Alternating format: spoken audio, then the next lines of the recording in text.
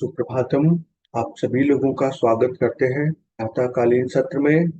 प्रातःकालीन वंदना, अर्पणा एवं प्रारंभिक वंदना।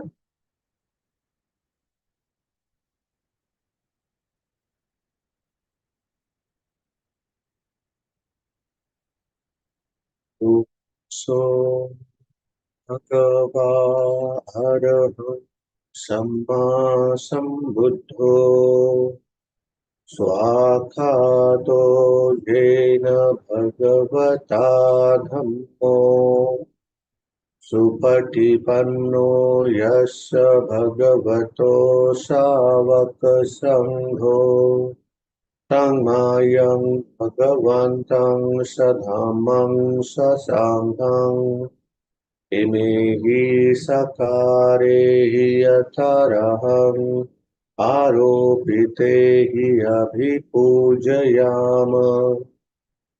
वे जो है अरहंत भगवान सम्यक संबुद्ध, भगवान के द्वारा अच्छी तरह समझाया गया धम्म, धम्म के मार्ग को अच्छी तरह प्रतिपादित करने वाले भगवान के श्रावक संघ, उन भगवान बुद्ध धम्म और संघ की हम यथोचित सत्कार से पूजा करते हैं।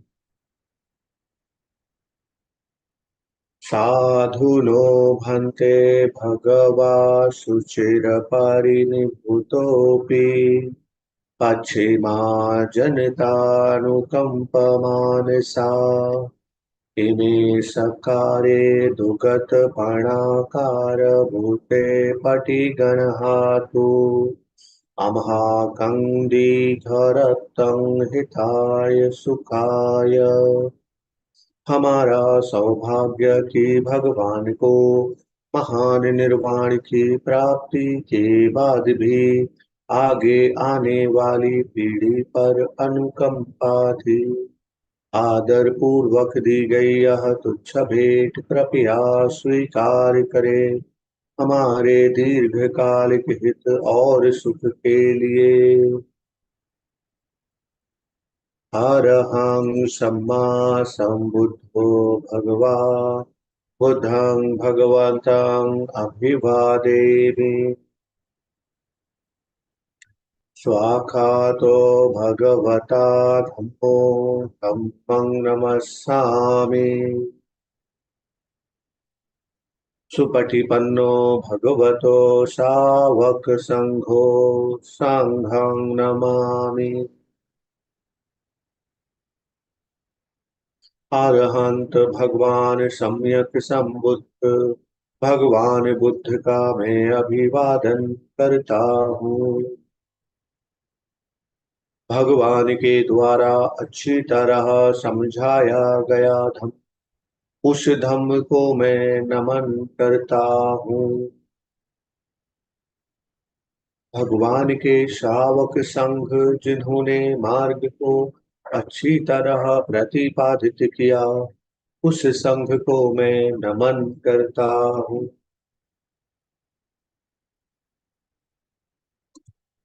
आनन्दमयं बुद्धस्य भगवतो पुब्बभाग नमकारं करोमस्ये। आए हम भगवान बुद्ध की प्रारंभिक वंदना करें। नमो तस्सा भगवतो अरहतो सम्मा सम्बुद्धस्सा। नमो तस्सा भगवतो अरहतो सम्मा सम्बुद्धस्सा। नमो तस्सा भगवतो अरहतो सम्मा सम्बुद्धस्सा। नमस्कार उन्हें जो हैं अरहंत भगवान सम्यक संबुद्ध।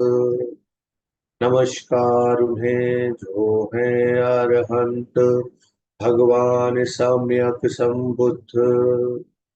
नमस्कार उन्हें जो हैं अरहंत भगवान सम्यक संबुद्ध।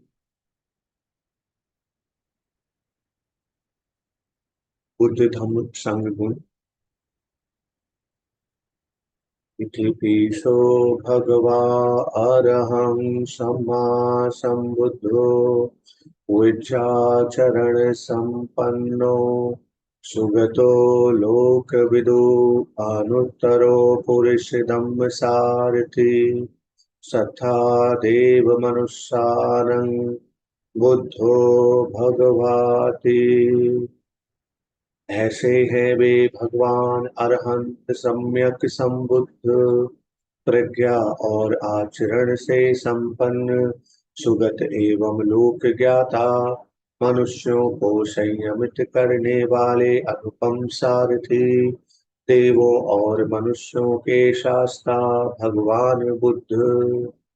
स्वाखातो भगवता धम्मो संदिग्धिको अकालिको एहिपस्सिको ओपनयिको पच्यतं वेदितव्यो विनियुक्ति। जो धर्म भगवान ने भली भांति समझाया, स्पष्ट दिखाई देने वाला, कालातीत, अन्वेषणा को प्रोत्साहित करने वाला, अंतर्मुखी करने वाला, प्रत्येक प्रज्ञावान को व्यक्तिगत रूप से अनुभव होने वाला है। सुपटिपन्नो भगवतो सावक संघो उजुपटिपन्नो भगवतो सावक संघो न्यायपटिपन्नो भगवतो सावक संघो सामीचिपटिपन्नो भगवतो सावक संघो। यदिदं चत्वारि पुरुषयुगानि अट्ठपुरुषपुग्गला एष भगवतो सावक संघो। आहुनेयो आहुनेयो दक्षिणेयो अंजलि करणीयो अनुत्तरं पुण्यक्षेत्रं लोकस्यति। धम्म के मार्ग को अच्छी तरह प्रतिपादित करने वाले भगवान के श्रावक संघ, धम्म के मार्ग को सीधे प्रतिपादित करने वाले भगवान के श्रावक संघ, धम्म के मार्ग को ज्ञान पूर्वक प्रतिपादित करने वाले भगवान के श्रावक संघ, धम्म के मार्ग को निष्ठा पूर्वक प्रतिपादित करने वाले भगवान के श्रावक संघ, जो है चार युगल और आठ प्रकार के आर्य, ऐसे हैं भगवान के श्रावक संघ। वे हैं भेंट देने योग्य, आतिथ्य के योग्य, दक्षिणा देने के योग्य और नमस्कार के योग्य। वे हैं इस लोक में अतुलनीय पुण्य क्षेत्र।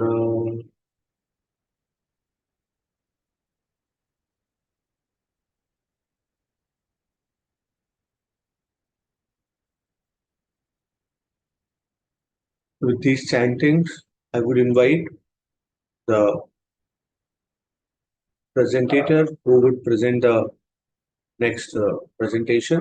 किसको आप में से किसको करना है? गीता बना दीजिए प्लीज। हाँ हाँ, गीता जी sir. Thank you.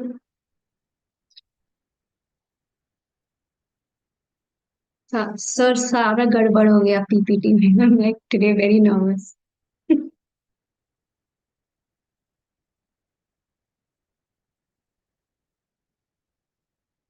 I'll just take a minute, please just give me a minute.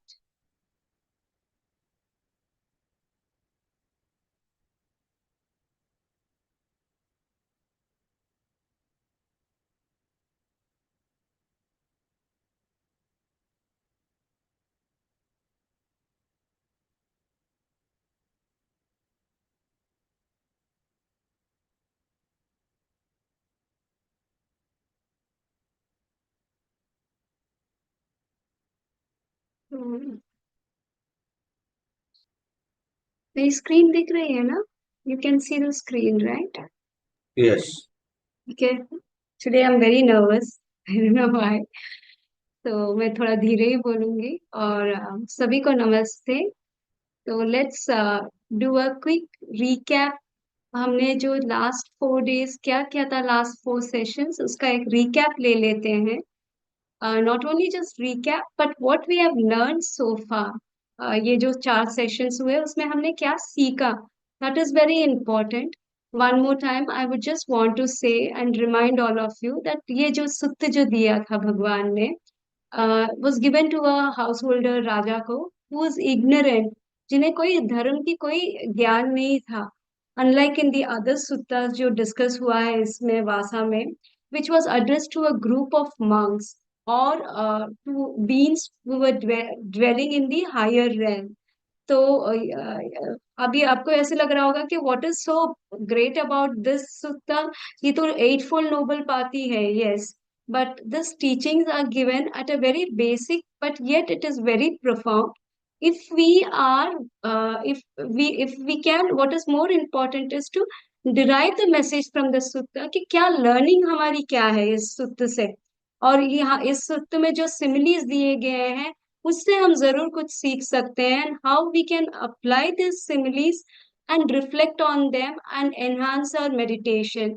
And another very important and crucial point here is this sutta revolves around the human interest and human aspect which is involved, understanding the person's mental state, mind, where is this person coming from and at what level he is talking. So then the Lord actually preaches the Dhamma with a lot of compassion. So we need to understand this. And another important thing about this suttas, this it revolves around the universal truths that can benefit anyone regardless of their current level of understanding. So that's one of the strengths of this sutta, which makes it very valuable resource, not only just for the beginners, even for experienced practitioners. तो इसके साथ में we'll start with it कि the king asks now for more excellent fruits of reclusion, and Bhagwan, the Lord, points out the gradual training, that's Anupubba Sikha, which is starting with by arising faith in the Tathagat. After the householder hears the Dhamma, listening and contemplating on the Dhamma, he makes an intention, Samma Sankappo, that is the second factor of the Eightfold Noble Path, makes an intention to go forth from life to homelessness. So, this entire gradual training works in parallel with the Eightfold Noble Path, as this was discussed in the earlier session also, which is like how each of the factor conditions the other factor. And so the householder has gone forth into homelessness, they live restrained in the monastic code, conducting themselves well and seeking alms in suitable places, seeing danger in the slightest fault. This is the key learning. Seeing danger in the slightest fault, they keep the rules they have undertaken. They act skillfully by body and speech. They are purified in livelihood and accomplished in ethical conduct. ये जो preliminary step जो सुनील जी ने Friday को भी कहा था, so we have now completed the morality and sense restraint. So the householder purifies in the livelihood and accomplished in ethical conduct. They guard their sense door, having mindfulness and situational awareness, and they are content with and they are content. So basically, this is the preliminary step. तो हमने morality में क्या कवर किया था, what did we learn from the morality and sense restraint aspect. Morality is basically the ethics. So we started with the wise action, speech and livelihood. Normally जब हम eight fold path करते हैं तो स्पीच से शुरू होता है, we start with wise speech, then wise action and wise livelihood. But here we're starting with wise action. And the important aspect of what this is, it not only talks about abstaining, but it also talks about the positive qualities which can be developed. So iski ek simile di thi, that once the householder goes forth into homelessness, following the 8 or the 5 precepts for the householder and for the monks, the rules, Patimokkha rules. Here, what is the key messages? They they give up the rod and sword and live with full of compassion for everyone. This is again a key simile which we can always reflect on it. In our day-to-day life also, if something is impinging and if it is disturbing us, before we commit any kind of unwholesome action, through physical or verbal, if we reflect on this foreign weapons, we will be able to restrain it. So that's another learning here. And the third simile which was given in this precept is the head anointed noble warrior who has defeated his enemies, seeing no danger anywhere from his enemy. This is again a very big learning for us. Like a monk or a householder who practices and keeps the Shila moral discipline, feels free from any kind of danger. Shila is a protection, like you're protecting yourself. Not only yours, you feel safe, even the others feel safe. Even if you do not remember all this, the two things which is very important is the Hiri and Ottappa, which are the guardians of the world. So, अगर ये भी हमने याद रख लिया, so it's very important. And what is the learning from all this living a blameless life? That is Anavat Sukh, जो third visible fruit of reclusion. Then we learned about sense restraint. Once the bhikkhu keeps up the moral precepts, then they practice sense restraint, indriya samvar, which is a requisite for samadhi also. It's basically safeguarding the senses, and while doing so, not grasping any kind of sense contact which comes into impingement, whether it is to do with your eyes, nose, sound, so on and so forth. Here, the restraint is basically fourfold, which we know. सम्मा व्यायामों की बात हो रही है. Sixth noble factor. The four components is restrain, abandon, develop, and protect, which is the sense restraint fourfold. Again, here, when you restrain your senses, then you live a blameless happiness because you're free from greed and hatred. That is abhyasak sukh. Today, we will be now for this wise effort and wise effort and wise mindfulness. Samadhi is one of the aspects. So this plays a very crucial role. Wise effort, wise mindfulness, and wise concentration. Today we will be discussing on wise mindfulness. In order to work on wise mindfulness, which plays a very crucial aspect. Sati nahi rahegi to it will be very difficult to retain the state of blameless happiness and unblemished happiness, abhyasak sukh and anvad sukh. To retain this, it's very important to be mindful all the time. तो आज का today's day 5 is mindfulness and clear comprehension.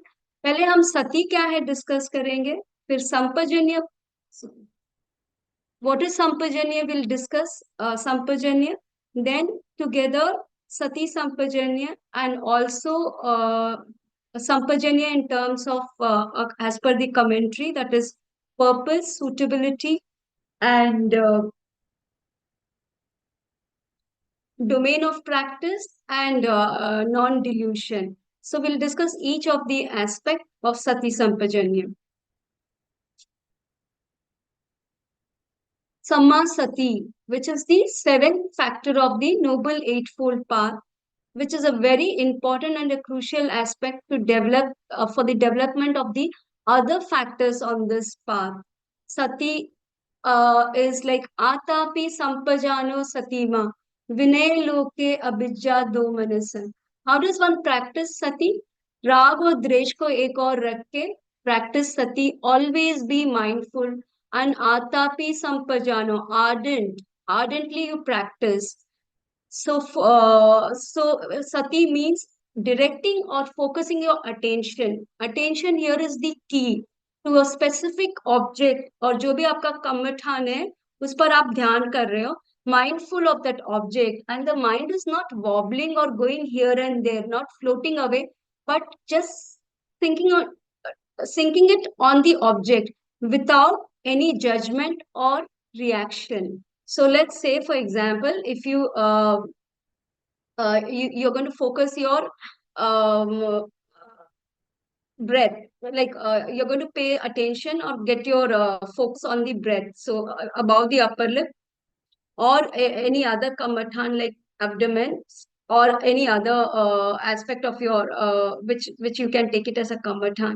You completely observe that your mind is completely fixed on that particular part. Like your mind does not drift away. Not only your mind doesn't drift away, but you do not make any judgment or react. Once your mind like once the thoughts arises, you gently bring it back to the object of attention. That is what it is talking about it. The and another very important aspect is sati is not just limited to cushion. It's 24 by 7 in all the activity, whatever you're doing, from the time you wake up until you retire to bed.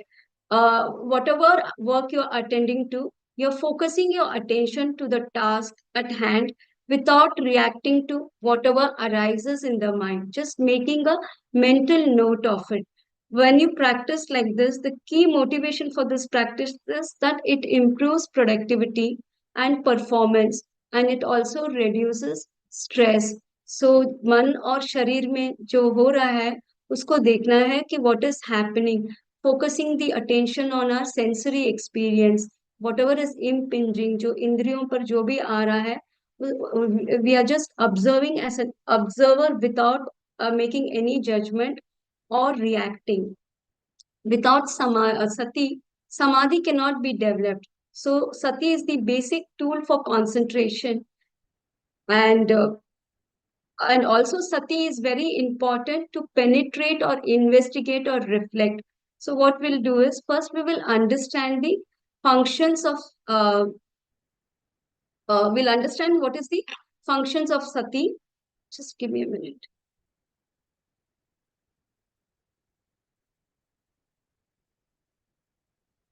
Functions and characteristics of sati. The basic function of sati is it prevents forgetfulness of the object, means it saves from absent-mindedness of the object. So when you're mindful of the breath or of a person, or you're listening to a talk, or you're listening to Dhamma, your mind is as if everything you hear, you're not forgetting. You're remembering everything moment to moment. So this non-forgetfulness helps or protects from unwholesome mental states to arise. For example, let's say anger has arisen. You immediately become aware and mindful, and to cultivate this wholesome state, this helps in cultivating a clear and continuous awareness of what is happening in the present moment, which helps in maintaining clarity and preventing the mind from becoming more confused or forgetful. It also ensures that one remains focused and aware of the present moment, what is happening.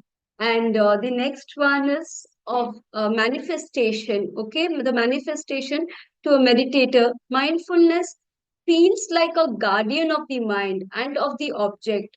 Let's say, for example, you're mindful, I'm talking, your mind, so I'm mindful of the talk.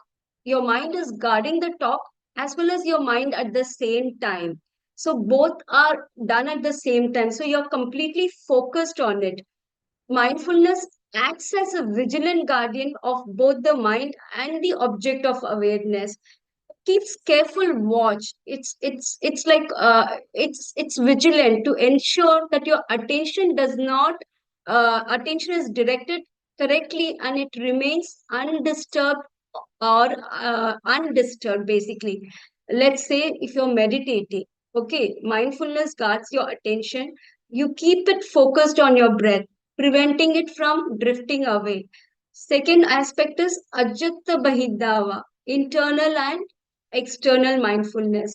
Internal is looking at our internal thing, what is happening within us. External is when we interact in an informal way with the outside world. When we listen to them, we hear them, we can infer from their body language, their feeling, and we can empathize and modulate our response accordingly.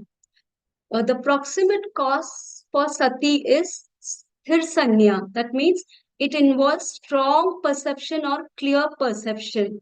Let's say and also practice of sati, which is the continuous continuity of awareness. Thirsanya, let's say we observe the object very closely or minutely, like our mind gets focused. It is like very closely, our mind gets focused means, for example, you're observing the breath. You're mindful. You're mindful if your perception of the breath is very clear. You're able to see the breath very clearly, whether the breath is long or short. It has gone through which nostril it is passing, whether it is passing through the left nostril or it is passing through the right nostril. और we can also say about the 6 step process कि सांस आ रही है, सांस अंदर जा रही है, रुक गई है, then it stops, again it comes out, सांस आ रही है, बाहर आ रही है, बाहर आ रही है, रुक गई है, and again सांस आ रही है. So the 6 step process, when one minutely observes it, it's what happens is us it strengthens our sanya, and we see or our attention becomes very clear. We are able to carefully discern the mundane characteristics. Basically, Sanya means it refers to the quality of steadfastness or firmness in the perception, like whether it is long, short, or it has gone through left nostril or right nostril. It ensures that mindfulness remains strong and it is not easily disturbed or distracted. Why do we do this? This kind of observation of minutely observing helps to sharpen the mind. It not only sharpens the mind, it increases attentiveness. We become more and more mindful, and our concentration and our alertness develops. So you become very aware, allowing you to be without being pulled away by any kind of stream of thoughts. So, supposing if I'm saying something and it is clear, you're mindful about it. What I'm talking, you're aware and you're able to understand. Suppose if I speak in some other language which you're not able to understand, it will be a bit confusing. Like, this is some foreign language. I'm not able to understand, then you're not being able to be mindful of the what I'm talking. So it is very important. So then you're not concentrating on it. So it's very important to be mindful about whatever. um, Sorry, yeah, you need to be very mindful. So proximate cause is the clear perception. We'll take one more example of Thirsanya, like real life task. Consider there is a situation at work where you're working on a very complex project or complicated project with multiple deadlines. You need to stay focused and efficient to complete this task effectively. Without Thirsanya, you will become very distracted by notification and interruptions. And there might be a kind of an anxiety which will build up because of the workload, and this will your productivity will suffer as you struggle to maintain focus. If you have a very clear perception of Thirsanya, then you create a very free, distraction free environment and maintain a steady, focused attention on the task despite some occasional interruptions here and there. You remain anchored to your work, addressing each component very methodically. You're doing it, so you're steadfast with this work. This also allows you to complete the project efficiently and with a clear mind, which ultimately it will enhance your overall performance and it will reduce the stress. The other way, if we can understand sati, is sati also works like memory, that is smriti. This factor involves remembering to stay aware, like recollection. जैसे हम बुद्धानुसति याद करते हैं, धम्मानुसति, संगानुसति या मरणानुसति. This cultivating mindfulness helps in developing wholesome qualities and allows for us to do reflection. And one of the other important aspect of practicing mindfulness is mindfulness. When we practice it this way, The more we practice sati, mindfulness get established. The more we become mindful, round the clock 24 by 7, it becomes a habit pattern. So as soon as something crops up, we become alert. So it's like it becomes like a one strong sanskar, एक habit pattern ban jayega to be always mindful 24 by 7 with whatever activities we are doing. Mindfulness also works as a support factor, which is very crucial for developing the other noble eightfold path factors. Like, how do we understand this? Following the precepts. Supposing uh, Following the precepts, it plays a very significant role in ensuring that the mind remains focused and does not wander. Let's say we became aware if there is a situation where we became aware about we have to say something, and the moment you want to use some unethical words or you let's say white lies, okay, then the moment you want to utter it, you become, if you're very mindful, then you become very much aware about the consequence of lying. By seeing the danger in it, then we do not perform such actions like Rahul Vada Sutta jo hai, reflecting before doing any activities, if it's good and beneficial before and at the time and after doing.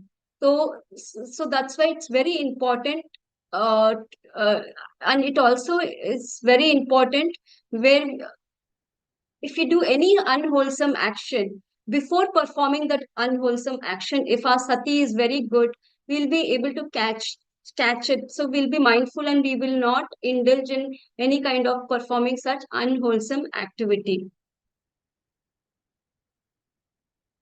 So, controlling the investigation reality, it helps in understanding actually the nature of reality, basically the three characteristics.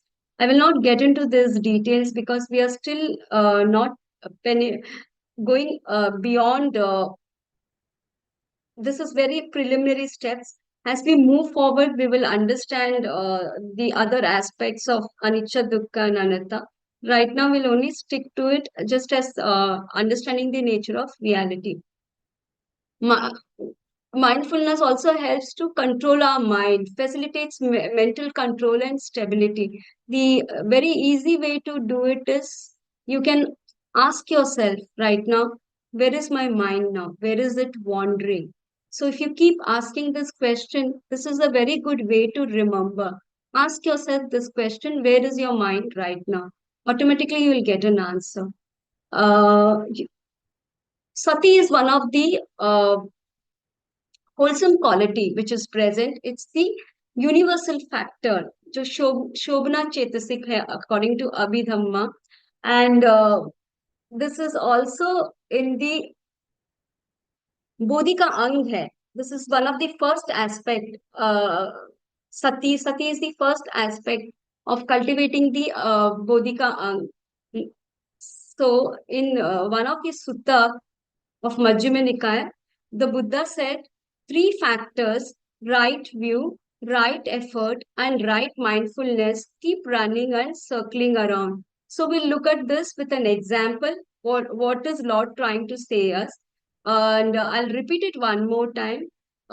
Sati is very helpful in developing all the factors, and to develop sati, one need to arouse energy also. But the virya is very important to balance it.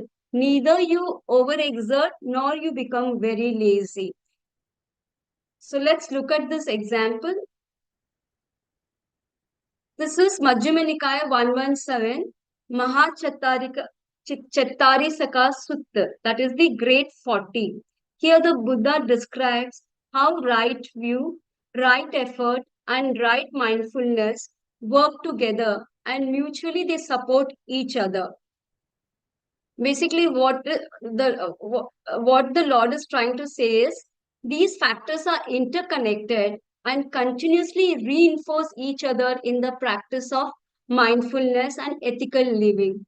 This cyclical relationship means that that has one relationship means that has one develops in one area, it positively influences the others, creating a holistic approach to personal and spiritual development. We'll look at some example this way.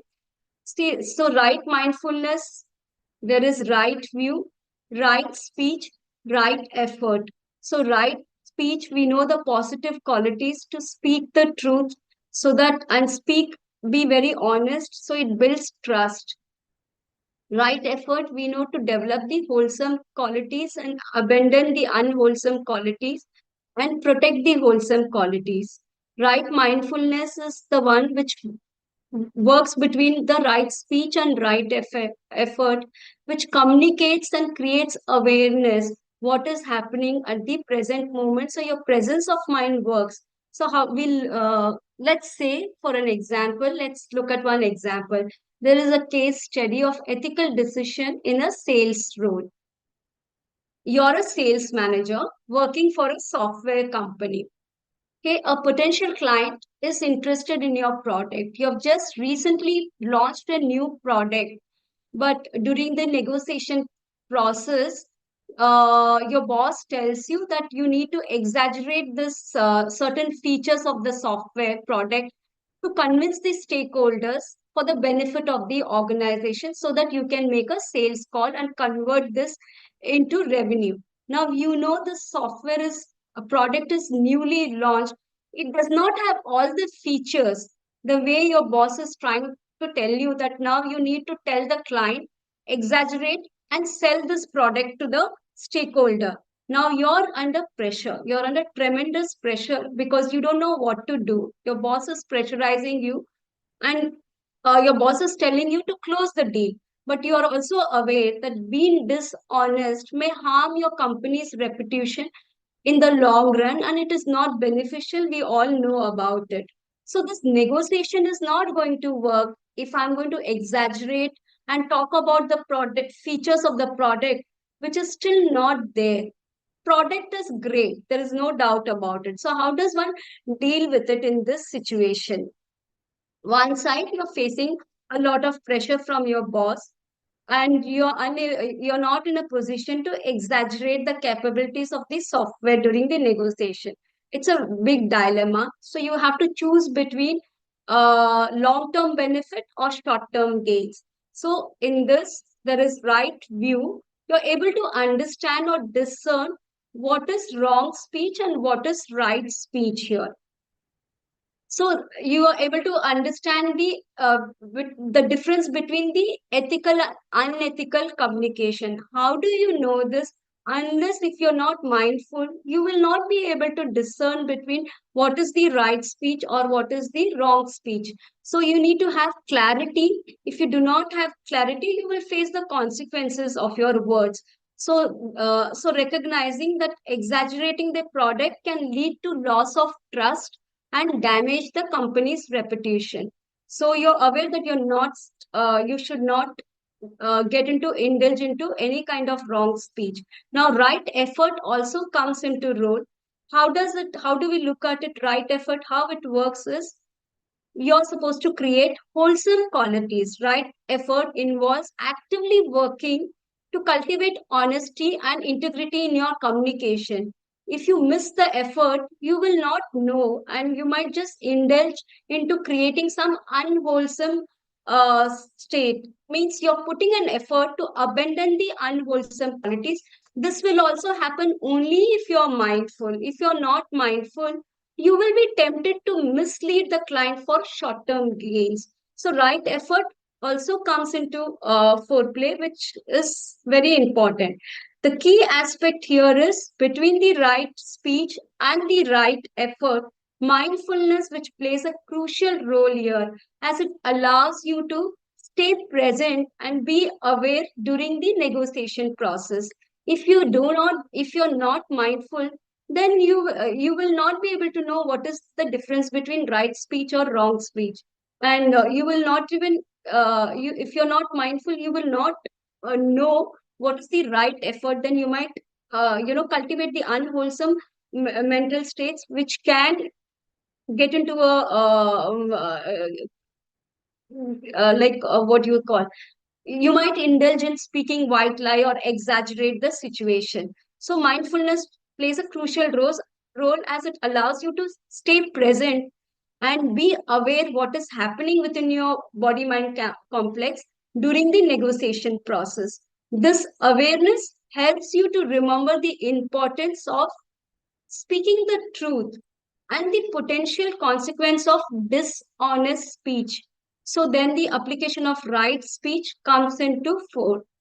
So this is the example, and what is the outcome of it when you keep up the ethical standards aligned with the company's ethics, you build trust with the client.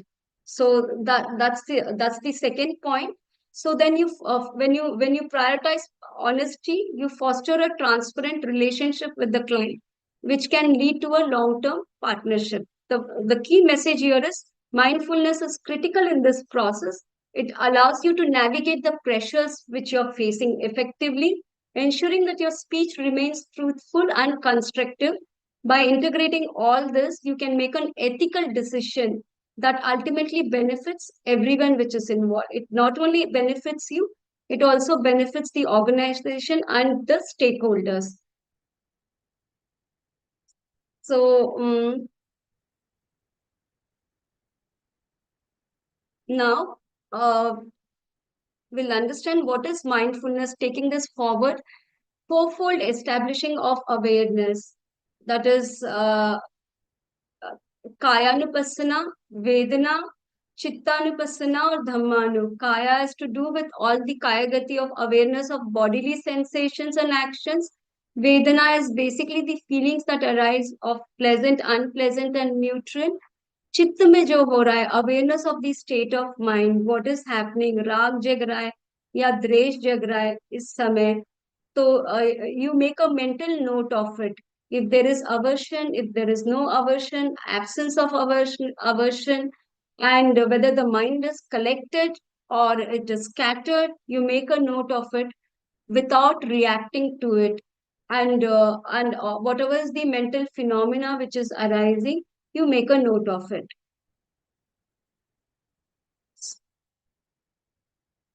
So how do we remember this in our day-to-day work?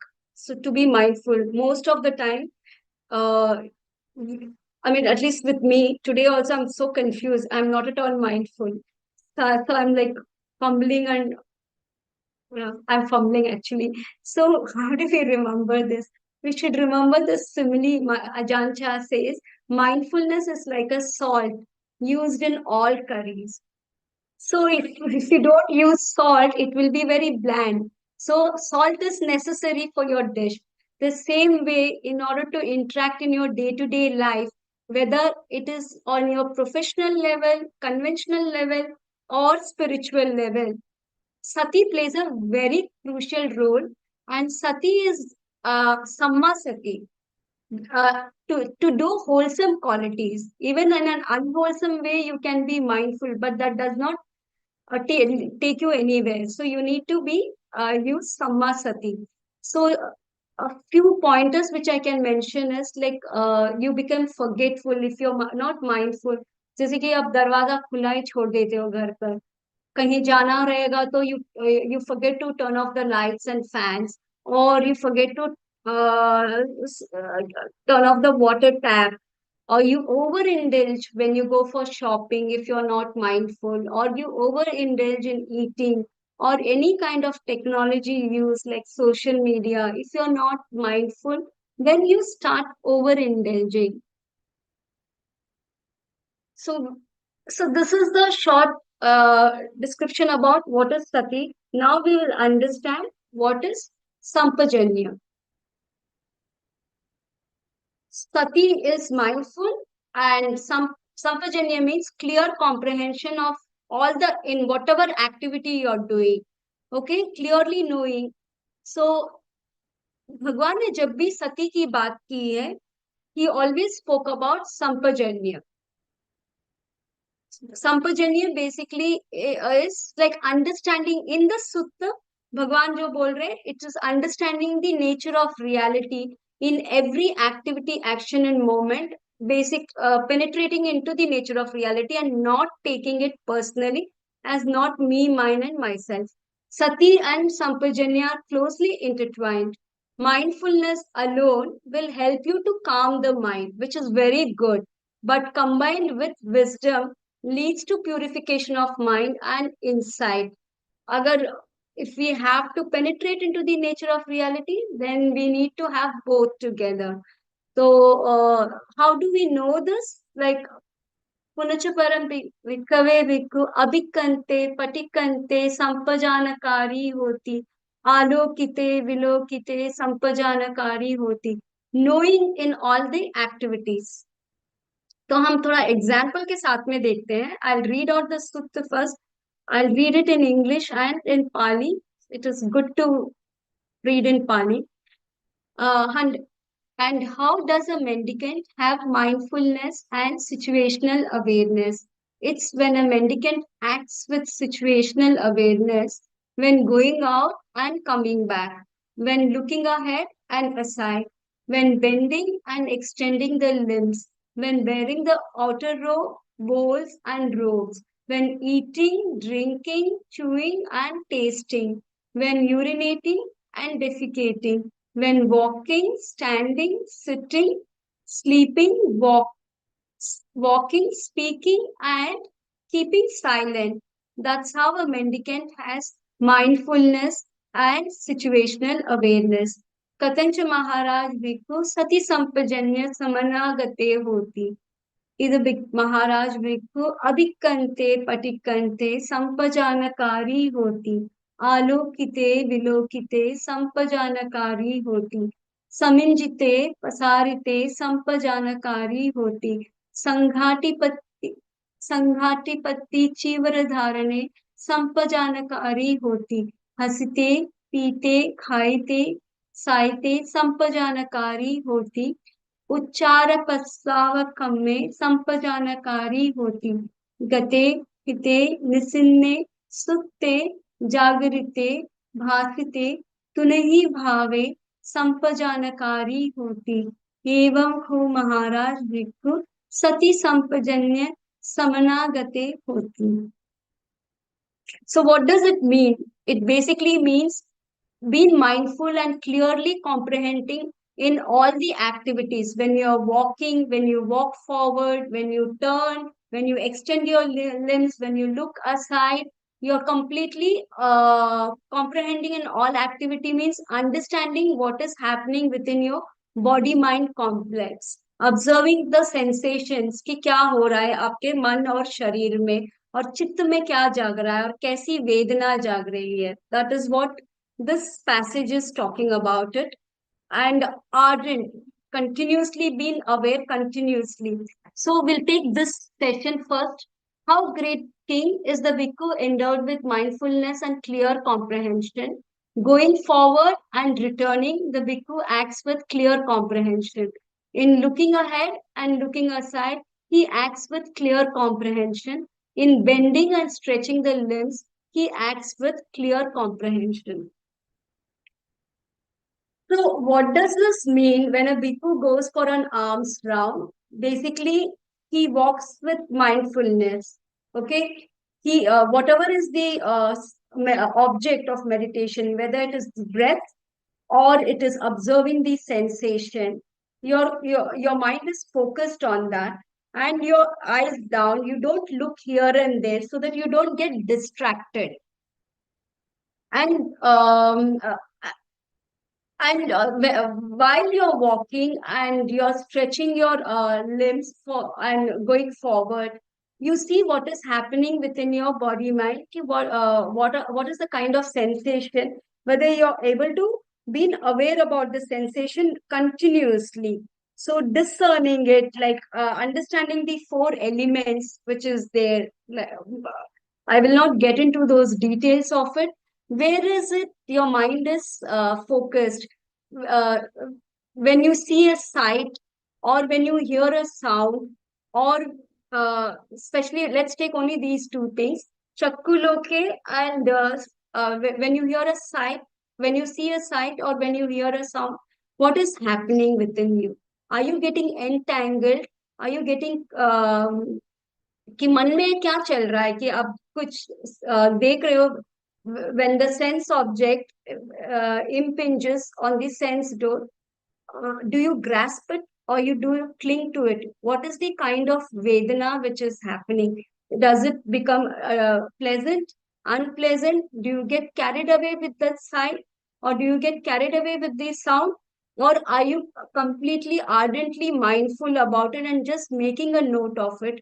This time, my mind is wandered away. Let me bring it back to the subject of my meditation. What is your subject? You're walking mindfully. Either you're observing your breath, or you're observing the sensations on your uh, feet, or you're holding the bowl. So you're observing the weight of your arms bowl. So you're completely focused on the meditation object, and that is what it is talking about it. When you're bending and stretching, you're mindful about it. You're when you're looking aside and you're in looking ahead and looking aside, you're not getting distracted. You're where when there is some kind of an impingement which comes, you don't get distracted. You come back to your object of meditation.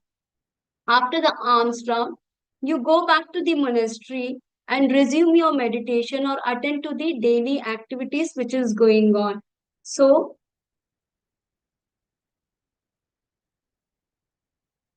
so next is when wearing the outer robe, bowl and robes, when eating, drinking, chewing and tasting, when urinating and defecating. Again, this talks about your being mindful in everything what you are doing.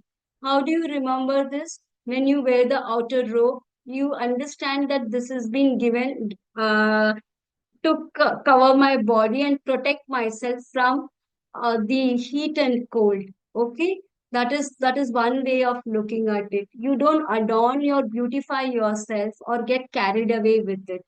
The second is when you hold the bowl, you understand that this has been given by the meditator, and this alms bowl is only purpose is to collect the food and have food. It is not for any other thing. There is no greed or aversion which arises during this time by looking at some kind of a fancy bowl or something. So you only understand what is the purpose of this bowl. And when eating, drinking, chewing and tasting, so you understand the importance of the food. This food is to sustain for energy, it is for nutriment, it is not for taste. You understand the consequence of overindulging in food, what happens to it. So then you become very mindful about it.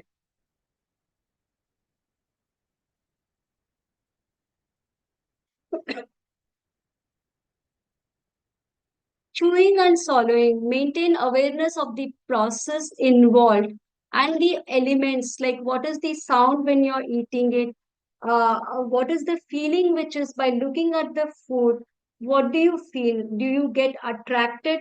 What is there a pleasant or an unpleasant feeling which is there? Do you have craving for this kind of a food? Are you accepting what is there in your bowl, whatever is given? Or is there any kind of a greed which comes, or there is a hunger time which happens because you're hungry? And when you look at the food, and if it is not, which is according to your likes or dislikes, that is there an aversion which is arising in your mind? So you make a note of it. Like there is aversion right now in my mind. Okay, this there is craving right now. There is no aversion. You understand there is no aversion. There is no craving. You understand there is no craving. This is how you comprehend in a detailed way in all aspects while you go on the arms round and reflect on the food, basically the loathsomeness of the food, which helps to come out of the attachment and the sensory pleasures which is associated with eating.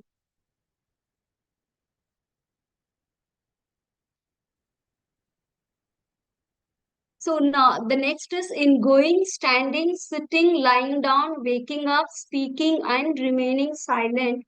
He acts with clear comprehension. In this way, great king, the bhikkhu is endowed with mindfulness and clear comprehension. This is basically talking about the minor postures. Basically, when you when you walk, you're mindful about it. You understand. You feel the sensation, as I already told you. When you're when you're sitting, you feel the weight of the cushion, or you feel the sensation. When you're lying down, when you're silent, also you understand that my mind is right now silent. This is how you make a note of each and every mental state what is happening. Now this is to do with the monk or nun. As a lay practitioner, how do we practice this? The same examples we will take. Seeing the attraction when actually I put the other details now. I will speak what is coming to my mind with a very personal experience. Let's say I'm going out on a walk. Okay, my main purpose is uh to stay healthy, and I step out of the home. I'm on a walk. And what am I supposed to do is, I should be very mindful about my walking posture. If my hands are moving forward, I'm putting my foot in front. There is like your hands are swinging up and down. But in spite of all that, I get attracted to the environment. I keep looking at the flowers or the people which is surrounding.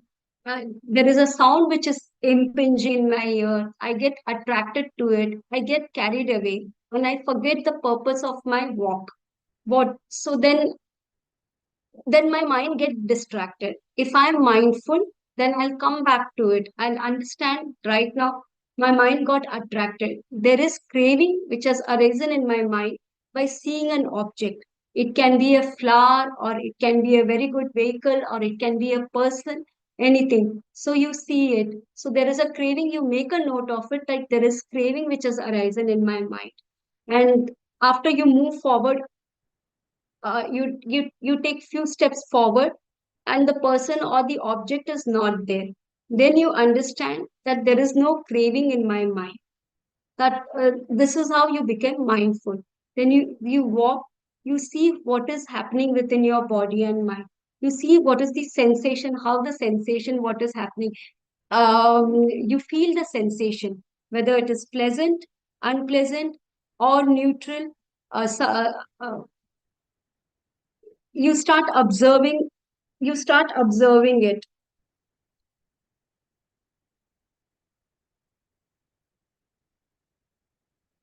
It like, as you put your foot on the ground, the sensation in the soul changes. You observe what the changing nature phenomena, whether the heel touches the ground first or the toes. You can be aware of the nature of the sensation, as I said, pleasant, unpleasant, or neutral. Then as you move forward, whether the foot is lifted and the other foot comes down, feel the sensation of the change continuously and being aware about it. Observing the non-reactivity, giving very little opportunity for the mind to get into any kind of proliferation. This is what it is talking about it. Mind and mindful eating or walking. We have already spoken about it. Vedana bhi baat hua hai, real life. This is also discussed. Next is, let's understand as per the commentary. What is clear comprehension? Bhikkhu Bodhi's commentary says, when Sir has spoken about it, he says mindfulness renders a brief pause and open space for one to inquire into the activity at hand, and the inquiry is clear comprehension. And in what sense? There are four ways that you can clearly comprehend. One is the purpose. Before engaging in any activity, or you need to have a clarity or the purpose required. Is this required, this action? So you need to be very clear about it. Suitability, the purpose may be there, but it may not be suitable at this point of time. It may not be appropriate for it. So you need to evaluate and analyze according to the purpose, whether it's required or not required. We will see this with the example. Then the domain of practice, knowing the proper method or approach, or your subject, what is your subject, and then understanding the goal. Does the subject is in is meeting the purpose or the objective? And the last one is the non-delusion, understanding the true nature of things, like phenomena as they are, and you don't take it personally. So, how we will look at it with some examples. Let's take the example first of the monk or nun. Okay, visiting a sacred places for growth in Dhamma. Let's understand how to apply the principles of clear comprehension. I'll give you one or two examples in this. You're going to visit, it's applicable for us also, it's not just for monk, visiting a stupa or the Bodhi tree. Okay, let's take this example first, and then we will take this example of the unattractive object also. So the purpose is good because we are going to visit the sacred place, and it will arouse a lot of deep sense of respect and inspiration. Eventually it will lead to joy and rapture. Obviously it's a very good place to visit. Suitability, these places are suitable only if it is peaceful. But if it is not peaceful, what I mean is, if it is during some occasion where there is a lot of crowds or distraction, then the purpose may be good, but it is not suitable because unnecessarily your mind will get distracted. So it is unsuitable due to the potential of the sensory overload or any kind of disruption. So that is what it is talking about, suitability. Now, resort, what is the object of it? Like you go to visit this chaitya. So is it your mind wandering, or is it on the object of meditation, or you're getting carried away by looking at the surroundings instead of paying respect to the Bodhi tree or the stupa? You keep wandering on the surrounding areas, forgetting the purpose of your visit. Now, non-delusion can be, this is you don't need to have any kind of a pride when you visit these kind of places, because it is not me or mine. This has happened because of the conditions which was conducive for it. No, there is no need to cling to it or identify with it.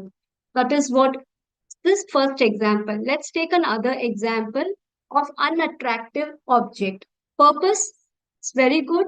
Seeing and reflecting on unattractive objects such as corpse can serve a very powerful meditation for developing insight and into the nature of impermanence, and also for higher states of jhanas. Now, reflecting on the unattractiveness of the body, you cultivate a detachment and to deepen your concentration. So the purpose is good. Suitability. Now, does it suit? What it means is, meditating on an unattractive object is purposeful for developing insight. But suitability is, if you're going to meditate on the for instance, the corpse should ideally be of the same gender as the meditator to avoid any kind of psychological discomfort or distraction. So if it is a male, then the male member has to meditate on the corpse of a same gender. Otherwise it will not serve the purpose, or it will not be suitable. Now, what is the resort? The resort is like you're anchoring your attention on that specific object of the corpse. Your mind is not getting distracted. It's completely there, not allowing your mind to wander, so that you can get into the depth of the contemplation associated with the corpse. What is the contemplation? Seeing the decay, impermanence, and the nature of the body. If you forget all this, then you will not be able to contemplate on it. Then the non-delusion is understanding its impermanence, suffering, and this is not me, mine, or myself. So these two examples I've seen. Let's see this one more example. The purpose of arms round. I think I've already spoken. I'll skip the for the lay practitioner. Straight come to the learning now. The fifth visible fruit of reclusership is mindfulness is the key. So I think I'll stop here. I didn't realize it. It was 6:30. I'm so sorry about it.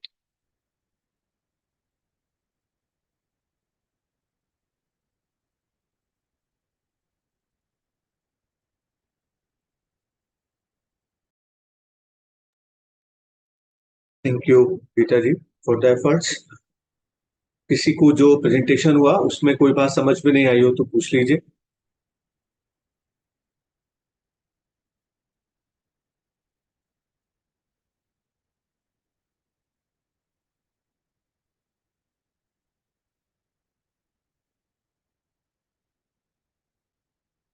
Probably we can meditate. अगर कोई question नहीं है फिर भी मन में आए तो आप लोग हैंड रेज कर सकते हैं कुछ देर के बाद, मे बी 6:50, और नहीं तो हम 6:55 तक मेडिटेट कर लेते हैं।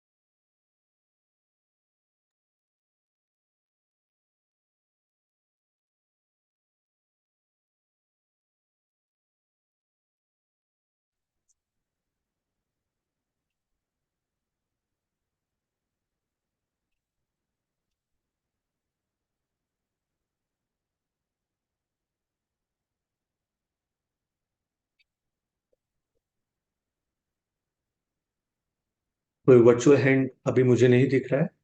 सो अगर प्रश्न है तो भी पूछ सकते हैं आप।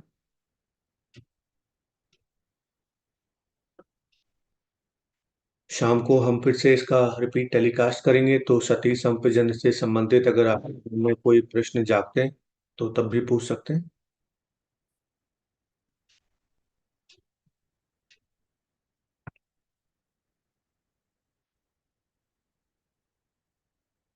यांकेची रत्नम लोके,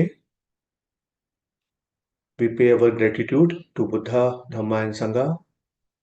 यांकेञ्चिरतनं लोके विज्यति विविधं पुथुरतनं बुद्धसमं न अत्थि तस्मासोत्थि भवन्तु ते। यांकेञ्चिरतनं लोके विज्यति विविधं पुथु रत्नं धम्मसमं न अत्थि तस्मासोत्थि भवन्तु ते। यांकेञ्चिरत्नं लोके विच्यति विविधं पुथु रत्नं सङ्घसमं नास्ति तस्मासोत्थि भवन्तु ते। लोक में जितने भी रत्न हैं जिनको जाना जाता है, बुद्ध के समान कोई रत्न नहीं है। इस सत्य वचन के प्रभाव से आपका कल्याण हो। लोक में जितने भी रत्न हैं जिनको जाना जाता है, धम्म के समान कोई रत्न नहीं है। इस सत्य वचन के प्रभाव से आपका कल्याण हो। लोक में जितने भी रत्न हैं जिनको जाना जाता है, संघ के समान कोई रत्न नहीं है। इस सत्य वचन के प्रभाव से आपका कल्याण हो।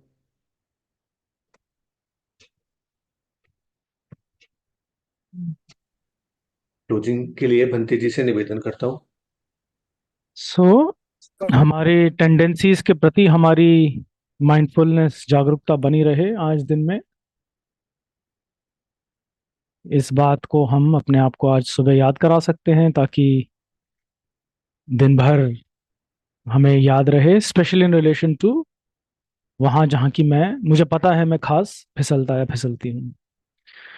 भवतु सब मंगलं रक्षन्तु सब देवता सब बुद्धानुभावेना सदा सुखी भवन्तु ते। भवतु सब मंगलं रक्षन्तु सब देवता सब धम्मानुभावेना सदा सुखी भवन्तु ते।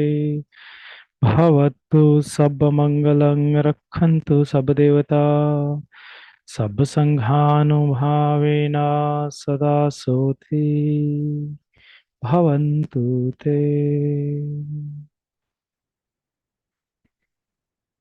अरहं सम्मा सम्बुद्धो भगवा बुद्धं भगवन्तं अभिवादेमि। स्वाक्षातो भगवता धम्मो धम्मं नमस्सामि। सुपटिपन्नो भगवतो सावक संघो संघं Namami.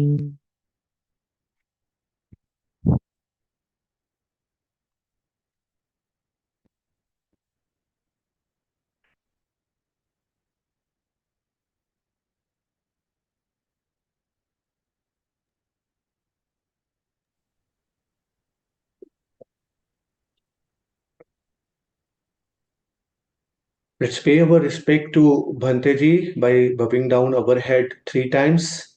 Bow. Second bow. Third bow. Thank you. Have a mindful day. Geeta, thank you very much for all the effort you are putting. Thank you very much. Sorry, I just went overboard today. I didn't realize. Okay, it happens. It doesn't matter. I'm supposed to be mindful talking about Sati Sampajanya. Now mind. Now don't mind it. But make determination to be more. That's. Okay. Have a nice day.